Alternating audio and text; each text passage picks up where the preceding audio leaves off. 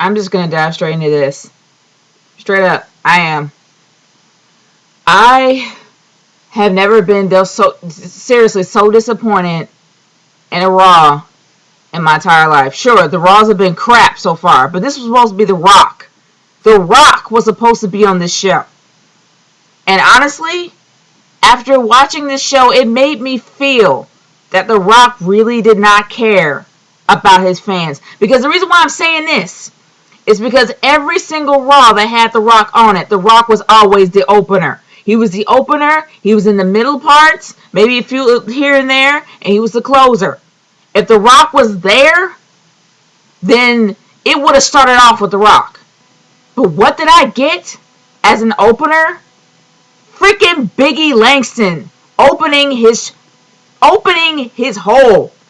Now, I'm going to go into this and I'm going to try not to be as blunt as possible. But for real, hearing Biggie Langston talk is like literally, and if I have a lot of guy viewers, so I'm going to put this in a guy perspective as well as a female perspective, a woman perspective. I'm so tongue-tied because I'm so like hyped up about this here.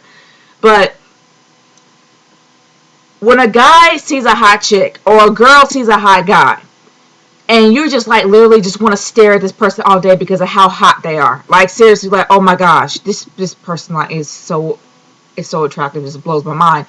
And then they open their mouth. They open their mouth and you're like, every part of you just literally dries up. Like your sweat, gone. The perspiration that came out of you, dried up. And you're like, never mind. They had to open their mouth, never mind. The dream's gone.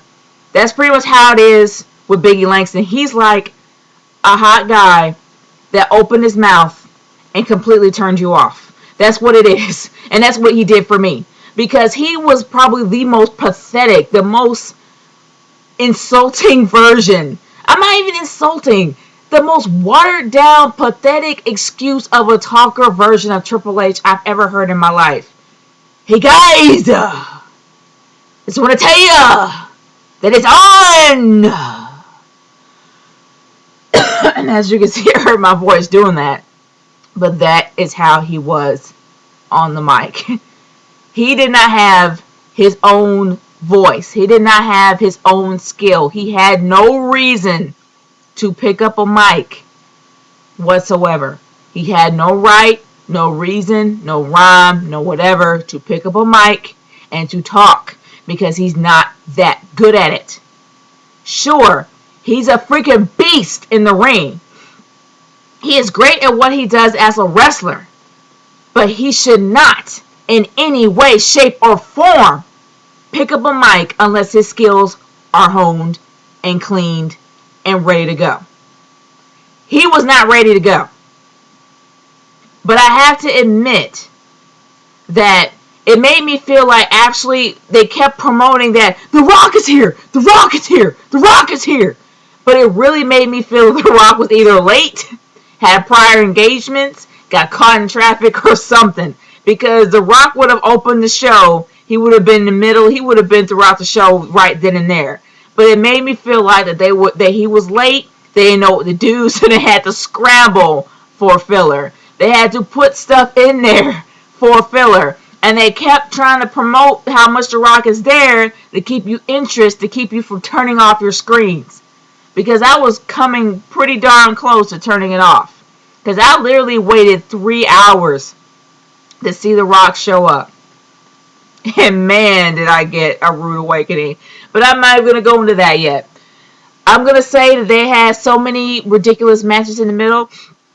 From having an out-of-the-blue Divas Championship match, which really does make me sad because it shows how low the Divas division has went.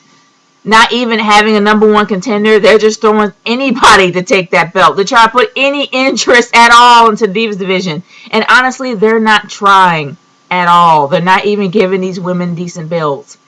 And they really do need to get rid of that belt. And I have at least a few videos in mind after seeing this show. And you're probably going to see this outfit again because I'm probably going to get started with at least one of them tonight because I'm all hyped up and fed up about this.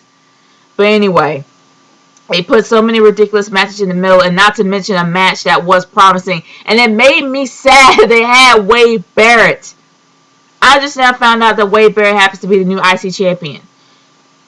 Okay, dude, didn't you say that you wanted to go higher than that the first time you made your debut, and that this wasn't good enough, that belts like that wasn't good enough, and you end up getting the IC championship belt? I don't know. But either or, as much as it's nice to see Wade Barrett champion, I'm really hoping that this will be a stepping stone for him to be a world heavyweight champion and try somehow to take the belt either from Sheamus or from the Big Show. I'm hoping that it will lead up to that point, but I don't know. They may screw him down the line like they've always done. But it's really great to hear Wade Barrett speak. So I'm really not complaining at all. I love Wade Barrett, and I love the fact that now that he's a champion, even though he's an intercontinental, it's enough for him to have an ego. So I don't mind that. But I have to say that it was ridiculous to have a David versus Goliath style match between Big Show and Kofi Kingston. I'm going to be real with you.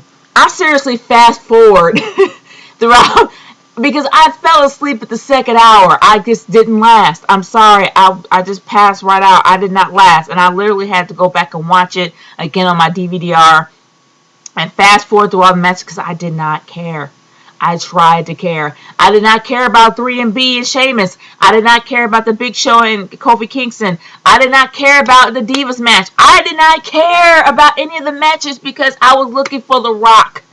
The Rock should have opened the show instead of John Cena, which I have to admit John Cena's jokes were a little funny as well as juvenile, but I didn't want to see John Cena. I wanted to see The Rock. This is all about the Rumble, people. The Rumble is less than 2 weeks away.